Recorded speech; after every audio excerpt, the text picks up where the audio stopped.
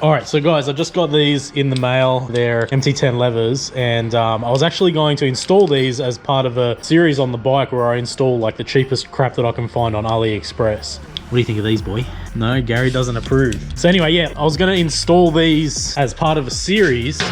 So I've got here new grips. This is for the kickstand. Got some velocity stacks, and then I also got, these are like engine sliders for both sides of the motorcycle. So all of this stuff was like dirt cheap off AliExpress. I wanted to do a comparison between the cheapest protection that you can get for your motorcycle versus I've got something very special coming in the mail, the most expensive protection that you can get for your motorcycle. I know, boy, I know. So I'm just going to do a separate episode. Just going to install these on the bike and show you how to install your own levers. They're MT10 branded. They're not actually MT10 levers. These are like no name, but they're foldable levers. So if you drop your bike, you're not going to snap the levers off. That's pretty cool. So we've got something similar on the S1000RR. Got foldable levers on the race bike, and on a Duina we've actually got non-foldable levers. These are also Pazos. These are probably the most expensive levers that you can buy. They're like $200-300 Australian, maybe even more. So these are adjustable as well, a little gold tab up the top there to move it in and out. But at the end of the day, these $300 Pazo levers and these $50 levers from eBay or AliExpress, these are both made out of the same material. They're both billet aluminium, and there's not really that many moving parts on here for them to really fail. So I'm going to give them a go on the MT10, give you guys a long-term review in 6 months or a year's time and see how they perform. So I'll just need to undo the nut on the bottom there, pull that out, and I should be able to slot this on.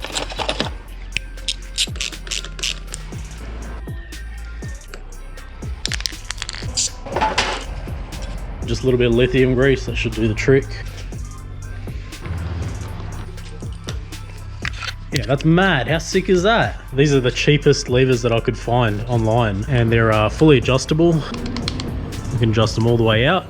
We can adjust them all the way in. We can also adjust the length here. If I undo this screw here, you can pull them out. So that's it. That's the clutch lever is installed, and by pulling it all the way in, you can see it doesn't touch the... Oh wait, no, it does. It just touches the housing. What?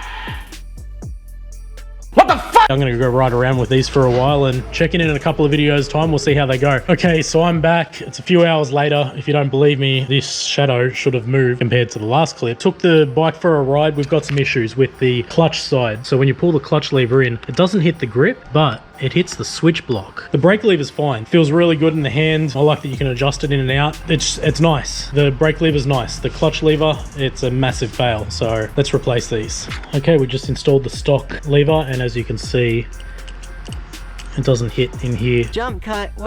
All right, guys, check it out. It's a few weeks later. I don't know where we're at with this, like the lever videos, but I've been riding around with the standard clutch. I went down to Melbourne, took the bike down there, had the standard clutch on there. I've got the aftermarket brake lever, which is working fine. This is perfect. Clutch lever, as you know, didn't fit properly. So I got in touch with the company and I told them what was going on, and like, oh, it was such a pain in the ass, back and forward, and like, they don't really speak English very well. And I was sending them photos and they weren't really looking at the photos, and they kept on asking the same questions. Anyway, they ended up sending this part here to change on the lever. Like I said, they didn't really listen to what I was saying, and this part here looks like it's exactly the same. The only thing that's different is this part on the back, as you can see, but the dimensions are the same. So I know that as soon as I change this over, we're going to have the same problem. This is going to hit. I'll do it anyway for shits and giggles, and we'll see how it turns out. All right, so there you go. Switched it over. Now it's got a little, I don't know what they would call this. It's a different plate that's going to interact with the switch. I guess there's a switch under here that tells you when you pull, tells the bike when you pull the clutch lever in. So the issue that I had with this one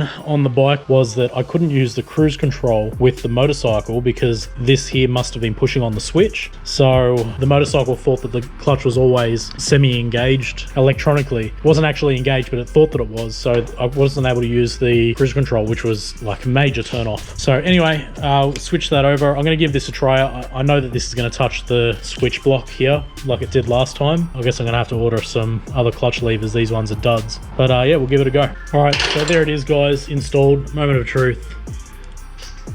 Yeah, it's hitting the switch block, as you can see. These are crap. I'm not gonna ride around like this. This is just stupid. So I'm gonna have to find another pair. Sorry guys, we'll come back to you with some budget ones for the MT10.